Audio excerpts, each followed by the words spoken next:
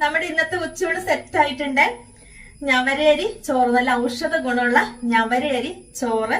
തൈര് വേണമെങ്കിൽ നമുക്ക് ഒഴിവാക്കാം, ഇപ്പൊ തണുപ്പൊക്കെയാണ്, അതുകൊണ്ട് തൈര് വേണമെങ്കിൽ ഒഴിവാക്കാം. നല്ല പയറ് തോരനോ അങ്ങനെ എന്തെങ്കിലും ഒരു കൂട്ടം തോരനുണ്ടെങ്കിൽ സൂപ്പറാണ്. നമ്മുടെ വീട്ടിലെ രുചിയിലെ നെല്ലിക്ക കാന്താരി, ഒരു പ്രിസർവേറ്റീവ്സും ഇല്ലാത്ത നല്ല അച്ചാറാണ് കേട്ടോ. നമ്മുടെ ഇഞ്ചമ്പുളി, ആർക്കൊക്കെ ഇഞ്ചമ്പുളി ഇഷ്ടമുണ്ട്? എന്റെ ഫേവറേറ്റ് ആണ് കേട്ടോ ഇഞ്ചമ്പുളി. എനിക്ക് ഇഞ്ചമ്പുളി എന്ന് പറയുമ്പോഴേ വായിക്കൂടെ വെള്ളം വരും. പിന്നെ ഇഞ്ചമ്പുളി ഓരോ നാട്ടിലും ഓരോ ടേസ്റ്റ് ആയിരിക്കും കേട്ടോ. നമ്മുടെ ഈ കാസർഗോഡ് സൈഡിലേക്ക് ഇച്ചിരി മധുരം അധികമായിരിക്കും, കോട്ടയം സൈഡിലേക്ക് പുളി അധികമായിരിക്കും. ഓരോ രീതിയിലാണ് ഇഞ്ചമ്പുളി ഉണ്ടാക്കുന്നത്. നമ്മൾ ഇങ്ങോട്ടൊക്കെ ഇഞ്ചി നന്നായിട്ട് വറുത്തിട്ട് പൊടിച്ചിട്ടാണ് ഇഞ്ചമ്പുളി ഉണ്ടാക്കുന്നത്. പിന്നെ കോട്ടയം സൈഡിലേക്ക് പിന്നെ ചെറിയ ചെറിയ കഷ്ണങ്ങൾ ഉണ്ടാവും.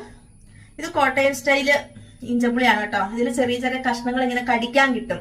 അപ്പൊ അത് ഇഷ്ടമുള്ള കൂട്ടുകാർക്ക് നമ്മുടെ അടുത്ത് ഇഞ്ചമ്പുളി ഉണ്ട്. മുളത്തിങ്കലേക്കൊക്കെ ആവശ്യമുണ്ടെങ്കിൽ മെസ്സേജ് ഇട്ടോ, എല്ലാവർക്കും അയച്ചു തരാം.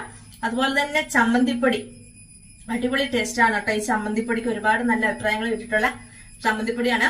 നമ്മുടെ ചമ്മന്തിപ്പൊടി എന്ന് പറഞ്ഞാൽ നല്ല മയമാണ്, നല്ല സോഫ്റ്റ് ആണ് കേട്ടോ. 3 മാസം വരെ നമുക്ക് പുറത്ത് കേടാവാതെ ഇരിക്കും. നന്നായിട്ട് അടച്ചു സൂക്ഷിച്ചാൽ മതി.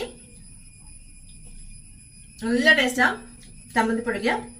അതുപോലെ തന്നെ അച്ചാറും ഒരു പ്രിസർവേറ്റീവ്സും ഇല്ലാത്ത തനി നാടൻ ഐറ്റാണ് വീട്ടിലെ രുചിയിലെ പ്രൊഡക്റ്റുകള്. അപ്പൊ ഞാൻ അതിന്റെ ഡീലർഷിപ്പ് എടുത്തിട്ടുണ്ട്.